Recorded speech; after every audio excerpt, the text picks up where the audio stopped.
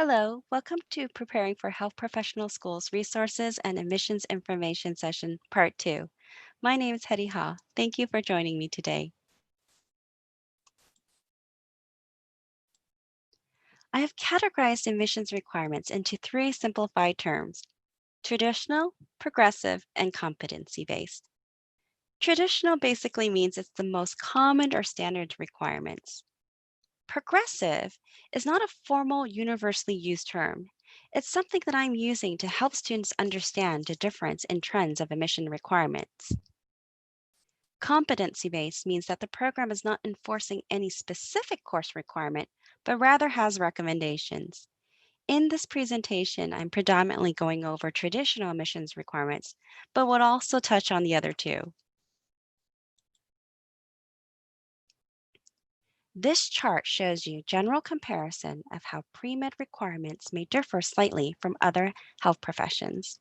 To give you an idea what allied health is, the Association School of Allied Health Professions defines allied health as the segment of healthcare workers that deliver services involving identification, evaluation, and prevention of diseases and disorders, dietary nutrition services, and rehabilitation and health systems management. Careers such as physical therapy, physician assistant, dietetics are examples of allied health.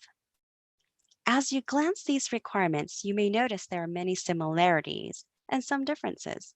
Let's review them together.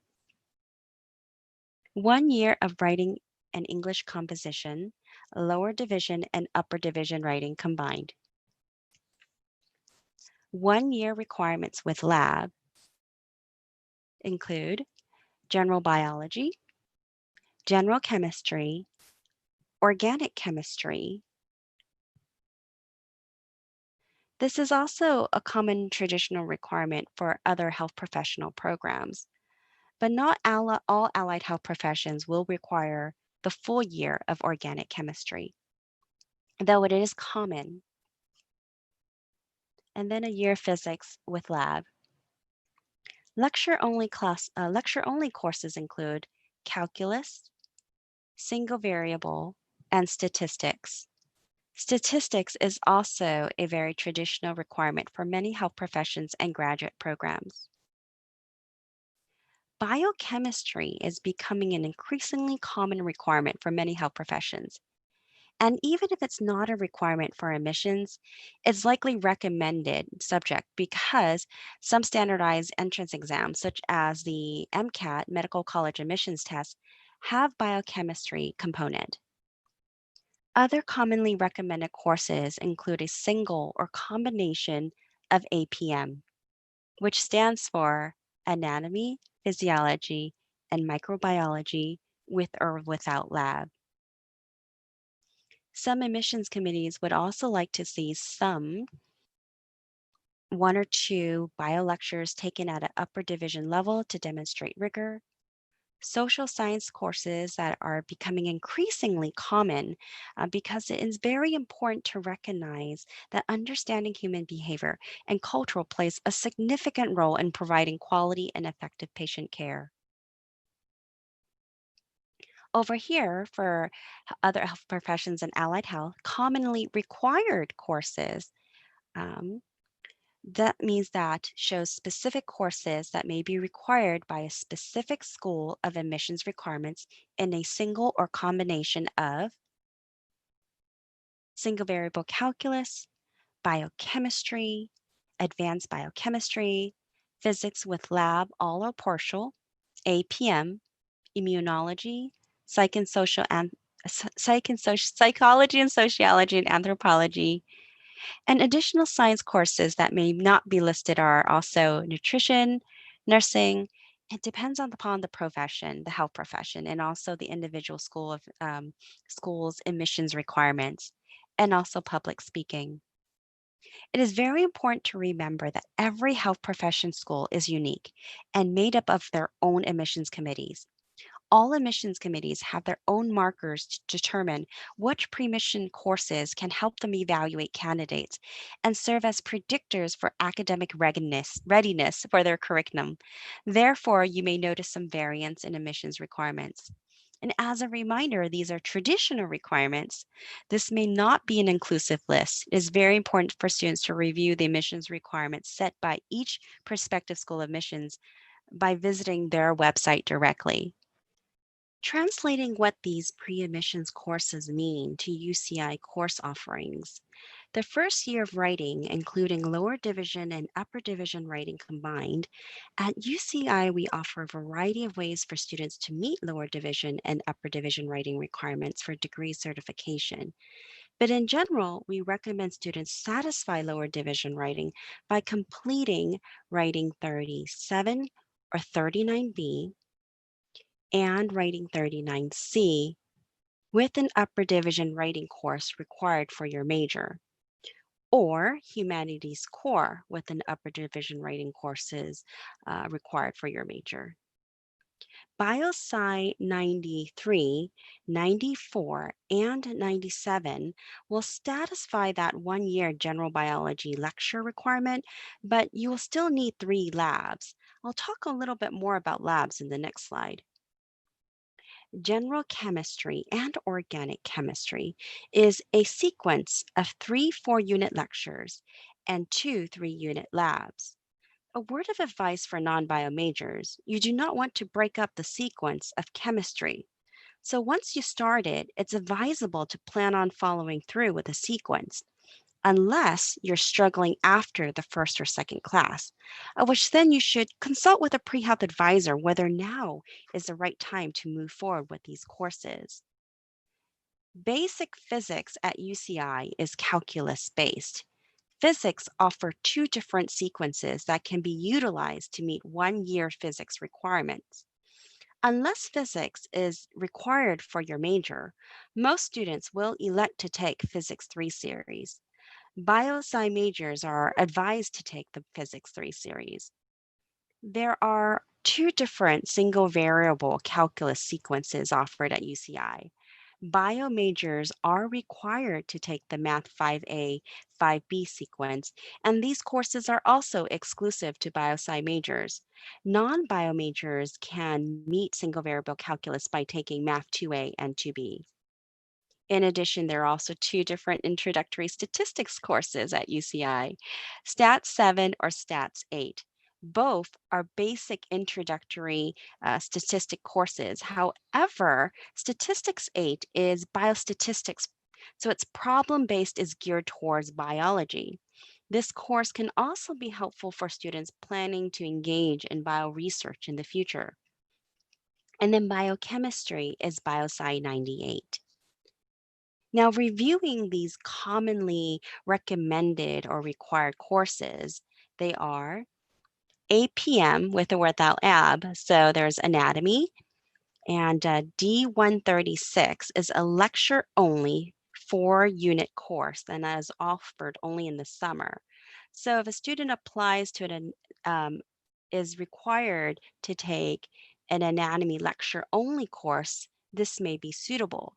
However, for the students that need anatomy with lab, well, D170 is a 6-unit course. And for bio majors, please note that it applies as an upper division elective for degree certification. But due to its high unit count and with lab components, this class has been commonly accepted as a lecture and lab for various health profession programs. Given the course's popularity, some students may decide to take anatomy with lab courses at a semester institution in case the class is full at UCI. For bio majors, if you do elect to do this, please remember the course will not count towards your degree requirements at UCI. Physiology, E109 is the lecture, and if you need a lab, E112L. For microbiology, M122 is the lecture, or if you need the lab, M118L. And then there's advanced biochemistry, M114 is the lecture, or M114L. And then immunology, M119 or M121 is the lecture, and if the lab is needed, M121L. You will notice that biolabs, most all of them actually end with an L lettering. Biosci courses at an upper division level. So for this category, bio majors do not need to worry because they are required to take plenty of upper division bio lecture courses to satisfy this degree requirement. But for non-bio majors, please note that some admissions committees would like to see one or two bio lectures taken at an upper division level to demonstrate rigor. Bio upper division lectures start at 103 through 190 and must have a prefix of letter of D, E, M, or N. So an example of an upper division bio lecture course is D103 and N110. When choosing a course within this range, though, is very important. The course must have a minimum of 4 units to count, as there are some seminars within this range with lesser units, and those will not apply. Remember, pre-admissions courses noted with recommended means exactly what it means. We would like you to have it, but it's not required.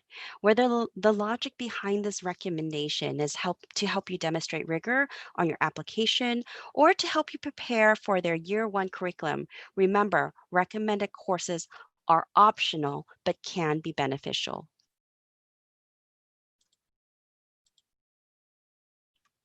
I'd like to take you to the UCI catalog to look up biosci course descriptions.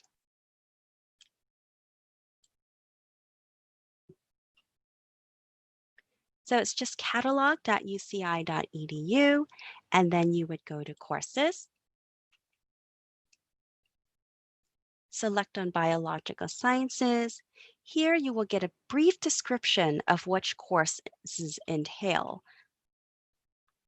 Now I'm going to take you to the Biological Sciences Planner, and I'm on the same website. So all I have to do is click on undergraduates, go to majors, and click on B and find Biological Sciences. Once I'm here, I'll just go ahead and click on Sample Planner and scroll down. The reason why I want to show you a biological sciences major planner is because the biological science majors within the School of Biological Sciences are commonly most parallel to meeting pre-health profession requirements.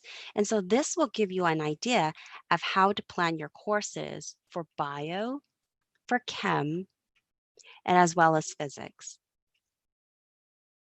STEM courses at UCI are prerequisite driven, and so often in sequential order and may not be offered every quarter. Therefore, it's helpful to plan a few steps ahead. Before you begin enrolling in general chemistry and calculus, it's important to check if you're eligible. So here at the Testing Center website, I just type in testingcenter.uci.edu.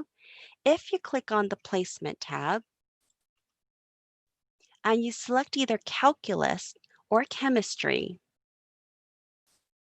you will learn whether you are eligible to initially enroll in those classes. The minimum passing grade for a student to progress forward, in other words, to meet the prerequisites for biological science courses, it is a D minus. And for chemistry, it is a C minus. So if a student were in Chem 1A and wanted to meet the prerequisites to move forward to Chem 1B, they would need a C minus. And for biological science courses, if a student need to, let's say, to progress forward from 93 to 94, they need a minimum grade of a D minus. Now remember, to meet health professions requirements, typically you'll need 1 year of general biology. And we covered the lecture courses that you would need. Biology with Biology with lab at a semester institution is commonly taken care of when a student enrolls in general bio because the lecture and lab component is combined into one high unit course. Here at UCI, we do not offer lower division biolabs, so all our labs are at upper division level, which means to satisfy bio lecture and lab requirements for health professional schools, students need to take 3 upper division labs on top of 93, 94, and 97. And it's 3 because we're quarter system. But to accomplish this, one, the student needs to meet the prerequisites for the labs. And so in order to meet prerequisites for the labs, the students will also need BioSci 99 and 100. Now remember, commonly required courses are, right, 93, 94, and 97 to meet that 1-year lecture. And if you're going to need biochemistry, you're going to need 98. But 99 and 100 are additional courses that are unlikely required to meet health profession schools requirements unless molecular biology, which is BioSci 99, is required. So keep in mind also that labs are restricted to first school students within the School of Biosci, but first actually to Biosci seniors before other bio majors, and then released to the rest of the campus, which means that non-bio majors will have last priority enrollment. So what are the alternatives to enrollment in labs? Well, the alternative is number one, summer. Summer session at UCI. Summer is an option to bypass BioSci 99 and 100 requirement because during the initial enrollment process for bio classes in summer session, prerequisites are not enforced, though faculty do reserve the right to enforce these prerequisites, but most will not. It is important to note that prerequisites are originally in place for a reason. Faculty design a course based on the expectations that students have prior knowledge in this discipline before moving forward. Therefore, students that enroll in summer classes without meeting the prerequisites may feel disadvantaged compared to majority of the class who may have met the prerequisites. Another option is to take 1 year, a general bio, 2 classes basically at a semester institution that has the lower division by lab and lecture combined into one course enrollment. And this can be done at any 4 year semester 4-year institution or at a local community college. But it is important that if you do decide to do that, to check assist.org for course equivalencies, especially if a student is planning to enroll in BioSci 97 and 98 here at UC Irvine. Now remember, taking that 1 year general bio course semester institution option is really more intended for non-bio majors, as our biological science majors are required to take these courses here to earn their degree. To view what courses are planned for each academic year, I'm going to take you to our BioSci course offerings. So here, back at our main site of undergraduates.bio.uci.edu, I'm just going to click on academics, and we'll actually just hover over academics and click on BioSci course offerings.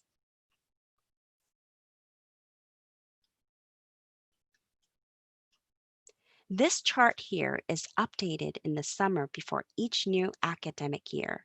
Here you'll find planned courses for the current academic year um, per term. So year to year, the course offerings schedule is pretty consistent. There may be some minor changes as new classes are added. I have just reviewed common traditional admissions requirements. Let's review the polar end. Competency-based. To describe competency-based admissions requirements, admissions does not want to dictate the pathway applicants should take to show strengths in their academics. They don't want to be particular about the specifics.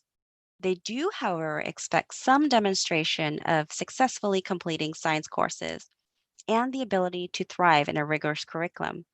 Therefore, they leave it to the applicant to select a majority of the classes recommended. This review of admissions is especially beneficial to non-science majors and career changers that may not have taken everything during their undergraduate years. Competency-based is a progressive change in how admissions review applicants and is practiced by few medical schools, but is even less common in allied health professions. And is less common in allied health professions and other health professions requirements because their curriculum timeline is shorter than that of a medical school training. Therefore, their applicants need to be able to hit the ground running and be equipped with certain foundational courses before they start. Competency based programs may require applicants to have earned an undergraduate degree or have 3 years of undergraduate coursework. Recommended subjects may include biological sciences and physiology, such as and also cellular and molecular biology and genetics, also general or organic chemistry, biochemistry, physical science courses, humanities courses such as philosophy, religion, social behavior, history, and then also mathematics and statistics. Now to progressive. As stated in the beginning of this presentation, the term progressive is not a formal universally used word. It's something I'm using to help students understand a different trend of admissions requirements. Admissions are recognizing that there are different ways to measure and predict how applicants can be successful in medicine without requiring all the traditional admissions requirements.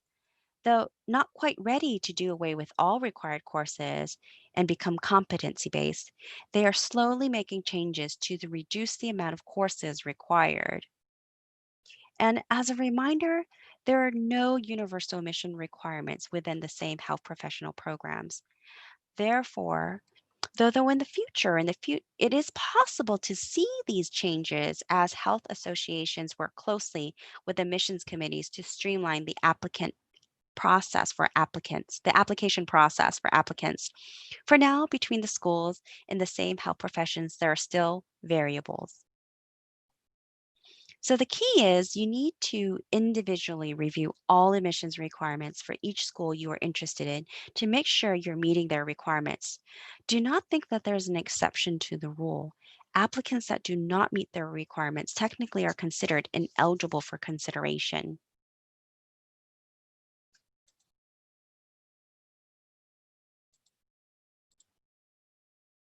All admissions requirements should be taken for a letter grade. It is common for admissions to set a minimum grade of a C for these required courses. A C grade is equivalent to that of a 2.0 GPA. Some admissions may consider a C minus, but that is less common. Students should consider repeating any course with less than a C grade to meet majority of admissions letter grade requirements. However, please note that though repeats may affect your institutional GPA, all centralized application services for health professions programs will average all repeats. Therefore, the GPA in the application may slightly differ from that of your institutional GPA. During initial enrollment period, please note that repeat restrictions may be enforced until a specific date. Therefore, if you're trying to repeat a course and you're unable to enroll during your registration window, please check the gray box in the schedule of classes for restrictions and lift dates. In recent events, many health professions institutions offered flexibilities to accept coursework to be completed for pass no pass to mitigate the effects of COVID-19 pandemic. Some of the institutions further extended such flexibilities into summer 2020. Please note that these accommodation decisions are one, the sole discrepancy of the individual health professional schools and are posted on their website. Two, our combinations are not the norm. These are for temporarily for spring 2020 and possibly for summer 2020. Moving forward to fall 2020, all pre-admissions courses, we strongly recommend pre-health students to continue to take them for a letter grade to avoid ineligibility in the future cycles for not meeting admissions requirements. As a reminder, effective fall 2020, all biosci majors are required to continue to take degree required courses for a letter grade. And let me just pull over this website to show you.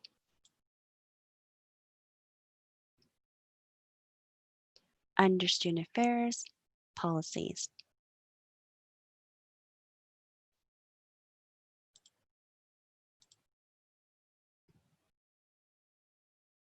Students working towards a change of major to the School of Biosci note that all change of major required courses must also be taken for a letter grade. If you have further questions about PNP physics, you can find them here on our website.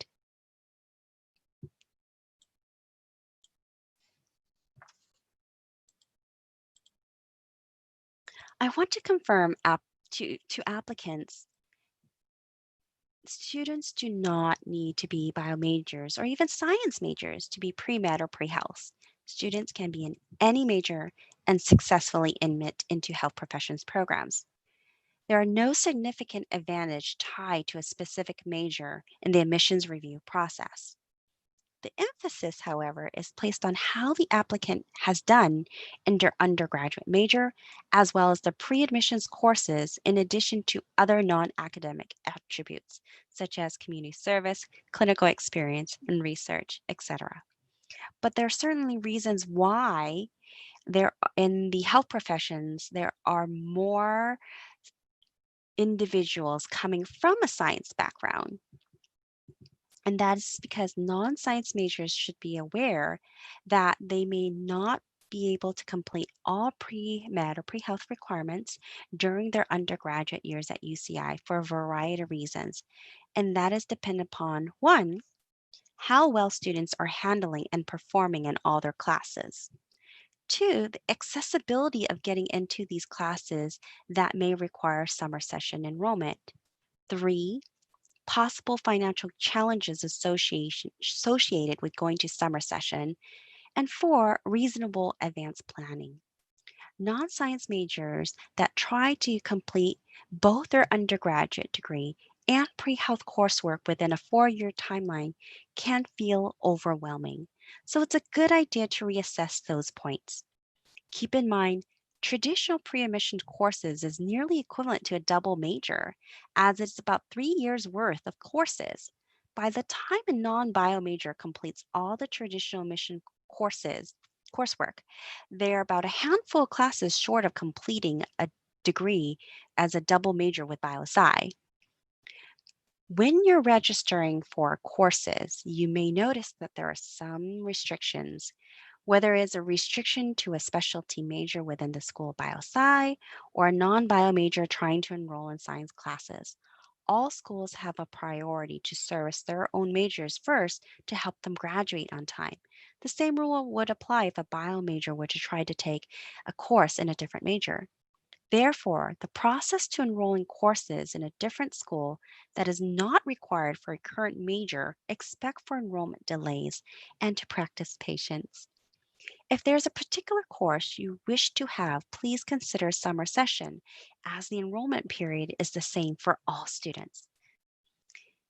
Given the amount of time, given the amount of classes taken to meet pre-admissions requirements, it is common for non-science majors to add a minor in biosci, minor.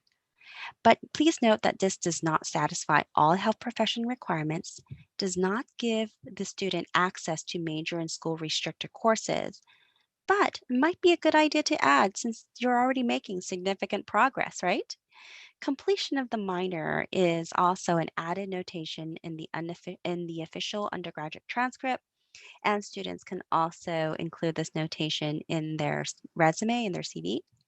But more information about the minor can also be found on the catalog. So let me just slide that over and show you how to find it.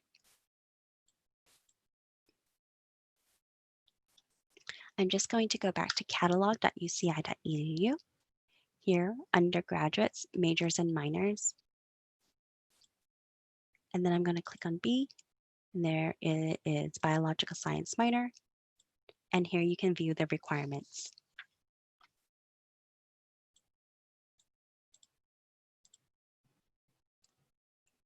Now, this is just a sample of year one. The first option, which is when a student takes both 93, 94, and continues on with general chemistry. This is the fastest track. However, it's almost identical. to a biosci major curriculum. It is actually it is. It is our first year curriculum for our biosci majors. So for non-bio majors, in addition to their major required courses, this study list may typically be a bit heavy of a course load.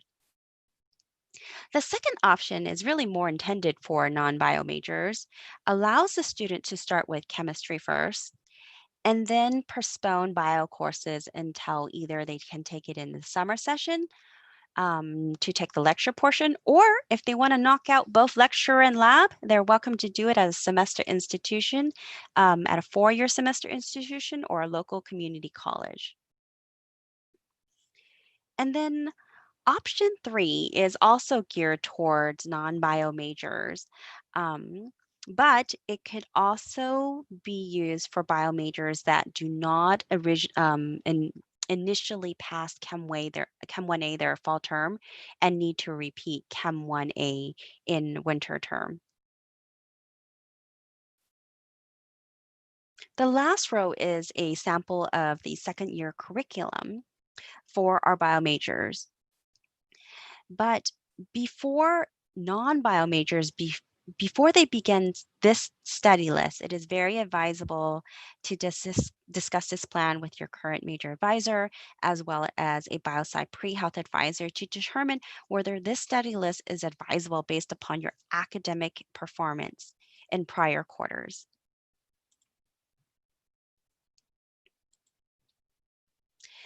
We envision a pathway to medicine is a direct route. I go to college, I graduate from college, I immediately get into a health professional school, and I start my professional career. But that can't be farther from the truth. We envision this, but in reality, it's more like this. There's really no direct pathway.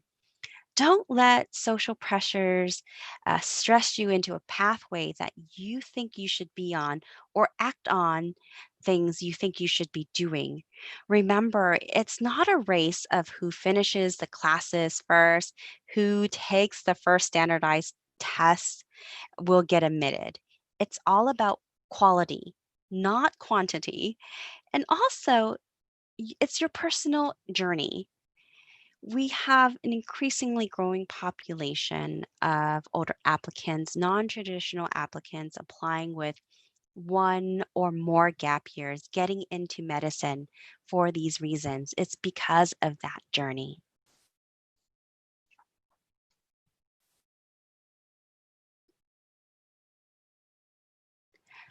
So thank you for watching this information session. We look forward to assisting in your health professions journey. And please do reach out to our office if you have questions regarding pre-health profession advising. We are accessible to you. Thank you.